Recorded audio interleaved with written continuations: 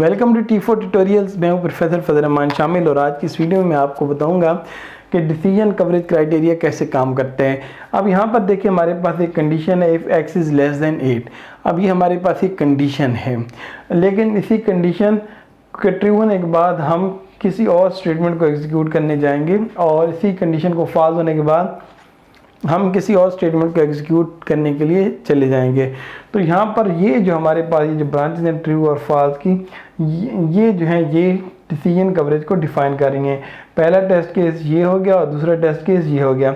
यहाँ पर condition coverage और डिसीजन कवरेज में ये फ़र्क है कि कंडीशन कवरेज में हम इस कंडीशन को ही चेक कर रहे होते थे ट्रू और फॉल्स करके, और डिसीजन में हम इससे बाहर जाकर थोड़ी सी बात करते हैं। अभी ये आपको इतना सही समझ नहीं आया होगा, अब मैं एक बड़ी एग्जांपल आपको कराता हूँ, फिर आपको ये समझ आ जाएगा।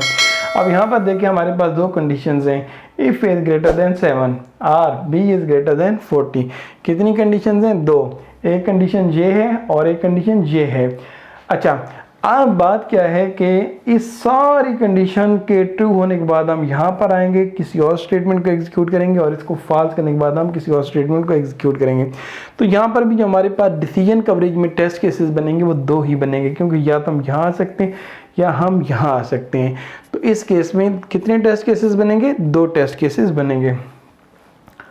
अब ये अगर कंडीशन कवरेज होता तो हम इस कंडीशन को ट्रू करते फॉल्स करते, इस कंडीशन को ट्रू करते फॉल्स करते, इस कंडीशन को ट्रू करते फॉल्स करते। लेकिन क्योंकि अभी हम कंडीशन कवरेज की बात नहीं कर रहे, अभी हम बात कर रहे हैं डिसीजन कवरेज क्राइटेरिया की, तो इसके तहत हमने ओवरऑल इस पूरे के एक्सप्रेशन के बाद जो हमारे पास जो रिजल्ट आएगा उसके बाद हम ट्रू जाएंगे या फॉल्स की तरफ जाएंगे। तो ये जो होंगे ये हमारे टेस्ट केस होंगे।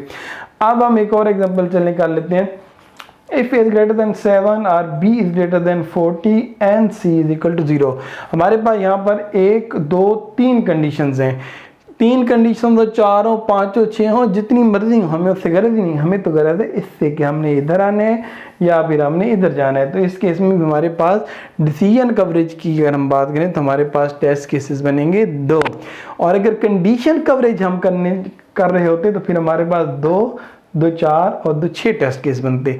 लेकिन अब हम डिसीजन कवरेज कर रहे हैं तो इसलिए हमारे पास 1 और 1, 2 सिर्फ 2 टेस्ट केस बनेंगे।